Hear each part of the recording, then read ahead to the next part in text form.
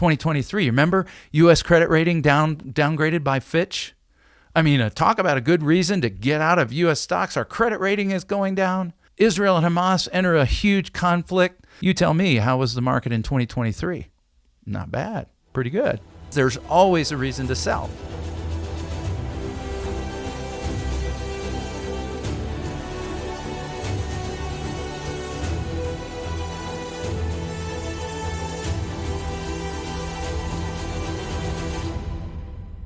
Hey folks, Colin Richards here. And once again, I'm thrilled to have you back on this segment of the Lord and Richards Show. And today I'm continuing a short series on market volatility and what our response should be to it. And in our first segment, our last segment, we talked about the reasons why markets sell off and why we develop these collective jitters. Because markets are not like some entity. Markets are a collection of people who respond to the news. That's how our markets work. And it's the trading on volatility that makes people money. That's where people make money. It's the trading on volatility. You say, well, only on losses? No, volatility goes both ways. It goes up and down. Volatility means a lack of stability. And just a flat, stable market, well, nobody wants that. And so the more we can respond and react to the news, the more people make money in it. Our job as financial advisors, our job as a fiduciary is to get in front of that with our clients and help us not succumb to that game. The first thing that will help you to get on the right side of this emotionally and intellectually and scientifically is to recognize that market fluctuations, market slides, let's take it a little further, even market sell-offs, short-term whammy-kablammies, and bear markets where the market stays down for a long time are all normal. Completely normal and to be expected and very necessary for our markets to function as they should. By markets, I'm referring to the stock trade, the bond trade, the commodities trade, the futures trade. All of these markets collectively we call the market. So whether you're talking about things you think are safe like bonds or treasuries or things you think are volatile like stocks or bonds, they all have volatility. So here's the breakdown.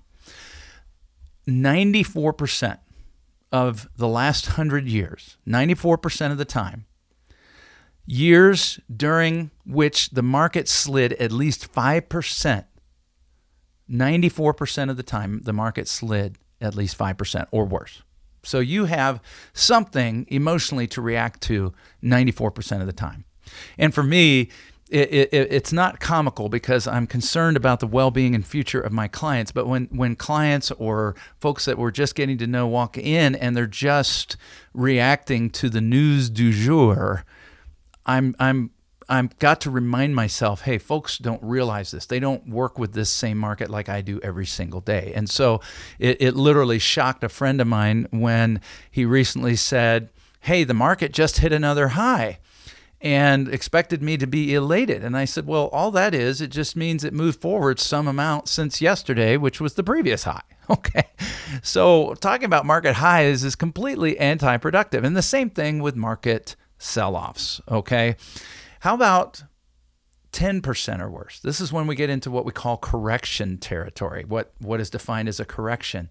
Did you know that of the last 100 years, 64% of the time, markets had a correction? That means out of the last 10 years, the majority would have a correction. Did you realize that? And if you get in the habit of responding to 10% or more market slides, you're actually going to be most of the time upset from year to year. 40% slide, 15% or worse. 40% of the time, 15% or worse market decline, or 26% of the time, a bear market. So 1 out of every 4 years, a bear market. A quarter of your time is spent in markets that are actually down and staying down for a long time. Warren Buffett famously said, if you can't own a stock for 10 years, then you shouldn't even own it for 10 minutes. Why is he saying that? Because it takes a good amount of time for all this volatility to smooth out in your life. And if your short-term goals are dependent on the short-term realities of the market, you are not aligned properly. Here's the average length. You say, well, I'm going to try to time this, Colin. I'm going to be that guy. I'm going to be that lady who times the market. So I'm going to get in at the right time. I'm going to get out at the right time. First of all, that's a fallacy, because you have to be right every time. You have to be right getting out as well as coming back in, which almost never happens because those are fear-based decisions. And by the time your fears subside, markets have already responded. They've already recovered. And you've missed out on probably the biggest part of the upswing, which happened to a lot of people who didn't reinvest in the market after the big crash of 2007 to 2009. Waiting around long after the market started its recovery while the fear gauge was still high, March 9th of 2009. People are still fearful, so they're not getting back in, but the market started its recovery and had a huge swing back up. And most people who operated on the basis of fear missed that. Bull markets last about 2.7 years. Let's call it 3 years. Cumulative returns on average over the last 100 years during those little 3-year bull markets, 339%.